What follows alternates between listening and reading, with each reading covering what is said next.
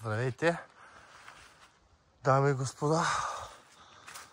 Малко трябва да потренираме днеска. Гората на Шварцвалд. Давай, папи, газ. Покажи на тези хора как го правиш. Тук е много яко. Направо естествен тунел от дърветата.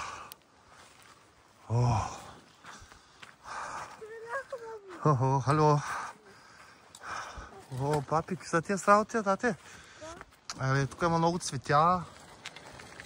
Ела тук надолу. Виж, има някаква пътека, да им къде отива. Силно има зайци тук. Газ. Газ, завивай. Не през цветето. Още сме малки. Ама сега ще оправим нещата. Спри, задна.